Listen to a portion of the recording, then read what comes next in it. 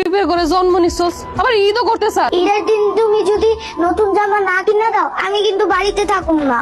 তোরা কি জানোস না গরিবের কোনো ঈদ নাই? মা, তুমি ছেঁড়া জামায় সেলাই করতেছো কেন? ঈদের দিন পরবে লেগে সেলাই করতেছি। আম্মু, আমি নতুন জামা কিনবো। নতুন জামা কেমনে দিব?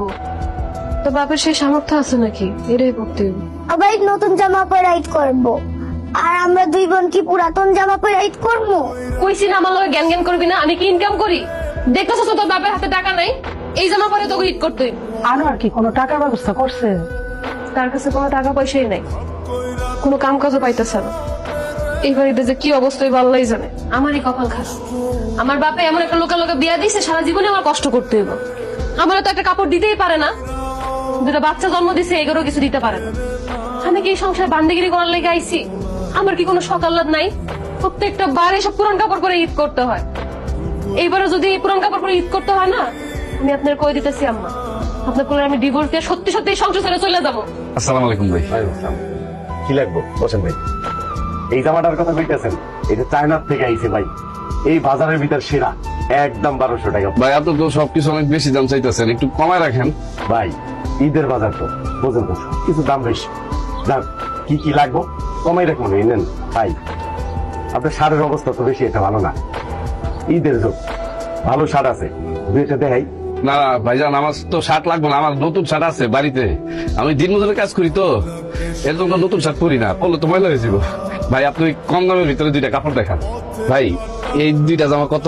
ভাই আপনার কি পছন্দ হয়েছে কমাই রাখবো, একদম 800 টাকা পড়বো। আপনি যদি মানে দয়া করে আমার একটা উপকার করতেন, এই দুইটা জামা আর দুইটা কাপড় আমার যদি বাকিতে দিতেন, আমি সত্যি কথা ঈদের পর আপনার টাকাটা দিয়ে দিতাম। ধন্যা ঈদের সময় নগদ দিয়ে সেকুল পাই না, আইসা বাকি নিতে জানেন থেকে। ভাই ভাই বিশ্বাস করেন, এই দুইটা জামা আমার খুব দরকার ভাইজান, আমি অনেক কষ্টে আছি ভাইজান, বিশ্বাস করেন ঈদের পরে আপনার টাকা আমি দিয়ে দিব। আর ধরুন ভাই ভাইজান, ভাবি কাপড় দুইটা কেমন লাগে? আপনার ভাই যে এত ভালো, কি আর কমো, ঈদের জন্য দুইটা কাপড় নিয়ে আইছে। আমাকে এত কাপড় লাগে বলেন? সবকিছু বেশি বেশি নিয়ে আসবে।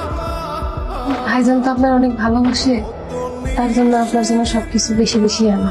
কাপড়গুলো অনেক সুন্দর হয়েছে। ভাবি এইগুলো তো কপালে লাগে। আমার জামাই কত ভালো চাকরি করে, আর আপনার জামাই কামলা দেয়। আপনাদের সাথে আমাকে তুলনা করলে কি হয়? সবই কপাল ভাবি। আচ্ছা, যেটা কল লাগে আপনার কাছে আসছিলাম সেটাই তো করতে পারি। আচ্ছা কি কইবেন কন? ভাবি সামনে তো ঈদ, আর আমার এই দুটো মেয়ে অনেক বায়না করতেছে এখন নতুন কাপড়ের লাগে। আপনার ভাই অনেক চেষ্টা করছে,